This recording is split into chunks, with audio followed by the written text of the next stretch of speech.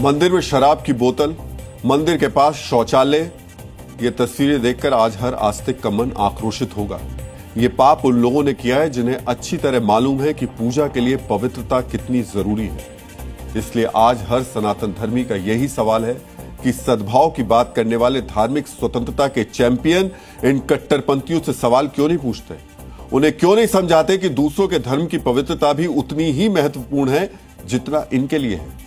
मित्रों, ये तस्वीरें हम 200-300 साल पुराने इतिहास की किताबें खोलकर नहीं दिखा रहे हैं। ये आज की तस्वीरें हैं। ये आज के भारत में हो रहा है। आज के हिंदुस्तान में भी मंदिर गायब कर दिए जा रहे हैं और आपको पता तक नहीं चल रहा है। हम आपको फिर कहेंगे, ये मुगल काल या उससे पहले के मुस्लिम शासनकाल की कहानी नहीं है।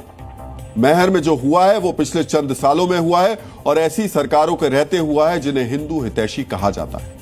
मित्रों, वो सोच कितनी विशैली है जो अपने उपासना स्थल को तो साफ सुथरा रखती है, लेकिन दूसरे धर्मों के आस्था स्थलों को गंदगी का अंबार बना देती है। इस विशैली सोच की साजिश यही थी कि गंदगी से परेशान हिंदू अपने धर्मस्थलों से मुंह मोड़ ले और फिर ये औरंगजेब वाली सोच मंदिरों का स्वरूप बदल दे, उनका नाम और निशान मिटा दे। यानी ये देवालय में शौचालय वाली साजिश थी जिसे आज जी न्यूज बेनकाब कर रहा है।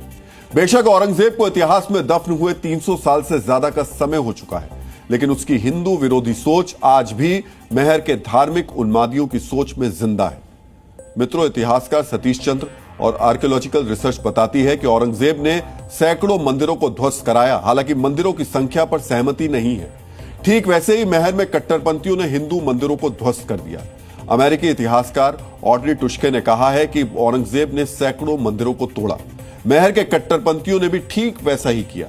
इतिहास में दर्ज है कि औरंगजेब ने वाराणसी के काशी विश्वनाथ मंदिर, मथुरा के केशव राय मंदिर, मध्य प्रदेश के सांची और उज्जैन के शिव मंदिरों को का स्वरूप बदल दिया, उन्हें मंदिर से मस्जिद बना दिया।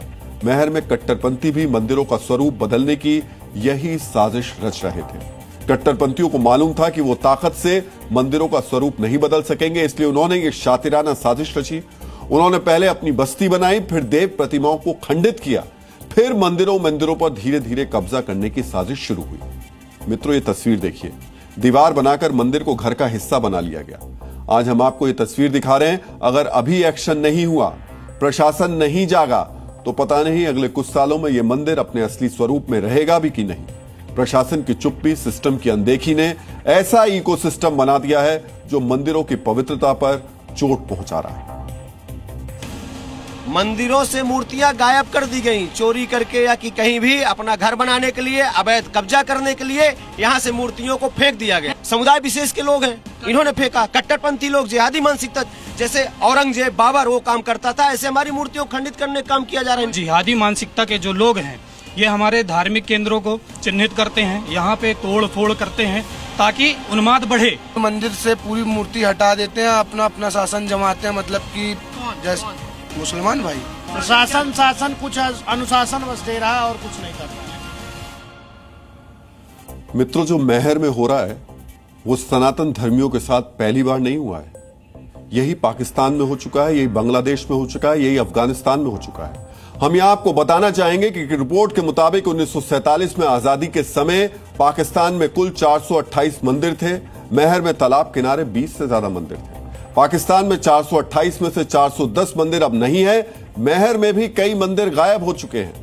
पाकिस्तान में मंदिरों को तोड़ दिया गया या इनका स्वरूप बदल दिया गया। महर में भी मंदिरों का अतिक्रमण कर उनका स्वरूप बदलने की साजिश हो रही है। मित्रों, इतिहासकार बताते हैं कि विभाजन के समय पाकिस्तान में हजारों की संख्या में मंदिरों को तोड़ा गया, उनका स्वरूप बदला गया। आज भारत के महर में भी यही हो रहा है। तो ये वो देश जहां कट्टरपंथी बहुमत में है, जहां हिंसक माहौल है, लेकिन महर तो हिंदुओं की धर्म नगरी है। यहां कानून व्यवस्था का भी सवाल नहीं है, लेकिन यहां भी वही हो रहा है जो इन देशों में देखने को मिलता है। और इसकी वजह है कट्टरपंथी औरंगजेब वाली सोच। ये कट्टरपंथी सोच भूगोल देखकर नहीं, माहौल देखकर पनपती है।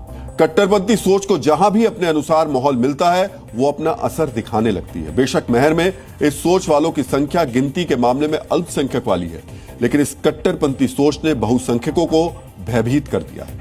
मित्रों, बात बात पर असहिष्णुता का शब्द उछालने वाले, अल्पसंख्यकों के लिए देश के माहौल को असुरक्षित बताने वाले आज खामोश हैं। महर में सनातनियों के साथ हो रही साजिश को देखने के लिए इनकी दूरदर्शी नजर कमजोर हो गई है।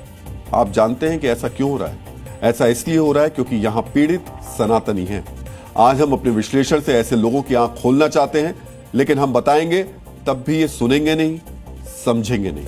इसलिए आज सचेत होने की जरूरत है। ऐसे धार्मिक उन्मादियों और औरंगजेब के वैचारिक वंशजों को पहचानने की जरूरत है।